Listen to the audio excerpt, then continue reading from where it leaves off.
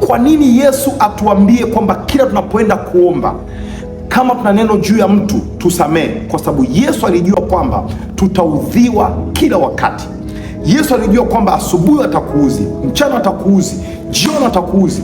Inawezekana mtu huyo huyo au watu wawili tofauti wakakuuzi. Usije ukasema kwamba mtu huyo ananiuzi kila saa au watu wao wananiuzi mimi kila saa. Ila Yesu anasema hivi, kila msimamapo sameheni. Ukiwa na neno juu ya mtu basi samehe. Kwa nini? Ili Baba yako aliye mbinguni apate kukusamehe na wewe. Sasa mwana wa Mungu, natamani unisikize kwa makini sana katika jina la Yesu Kristo aliye hai. Kwa nini Yesu aseme kwamba ukiwa na neno juu ya mtu samehe? Pointi ya chini Yesu anayoiongea ni ya muhimu sana zaidi ya ile ya kwanza. Yesu anasema hivi, kila msamapo kusali sameheni, mkiwa na neno juu ya mtu, ili Baba yenu aliye mbinguni apate kuwasamehe na ninyi makosa yenu. Neno ili ni la muhimu sana. Yesu anatuonyesha lengo la kutuambia tusamehe. Yesu anasema hivi, lengo la mimi kuwaambia msamehe, ili Baba yenu aliye mbinguni apate kuwasamehe ninyi. Sasa tujadili, kwa nini Baba yetu aliye mbinguni apate kutusamehe? Maana hilo ndo lengo kubwa.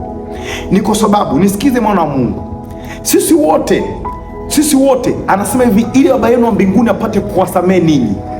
Kwa nini? Kwa sababu ili mimi na wewe tuweze kwenda kuomba na Mungu asikie maombi yetu na apate kuyapokea, ni ili kwanza lazima awe ametusamehe.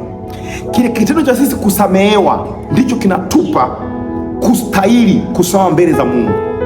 Mtu yoyote ambaye hajasamehewa ni ngumu, hawezi kupokelewa mbele za Mungu. Yaani mimi na wewe, ili Mungu anawapokea watu pekee ambao amewasamehe. Ndio maana Daudi anasema hivi, ana heri mtu yule ambaye Mungu amemsamehe makosa yake, yule ambaye amesitiri dhambi zake. Anasema hivi, ana heri mtu yule ambaye Mungu hamhesabii dhambi. Nini maana yake, mwana wa Mungu? Ili mimi na wewe kwa njia ya matendo yetu hatuwezi kustahili kusoma mbele za Mungu. Na ndio maana katika kitabu cha Waebrania sura ya 10 na mstari wa 19 anasema hivi, basi ndugu, tuna ujasiri wa kupaingia patakatifu kwa damu yake.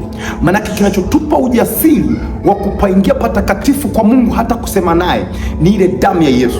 Unapozungumza damu ya Yesu unazungumza msamaha, maanake unazungumza tumesamehewa. Maanake Mungu anathibitisha wazi kwamba aliyesamehewa sio kwa njia ya matendo yetu, sio kwa njia ya historia yetu, ila yule aliyesamehewa dhambi zake ndiye ambaye anaweza kasoma mbele za Mungu.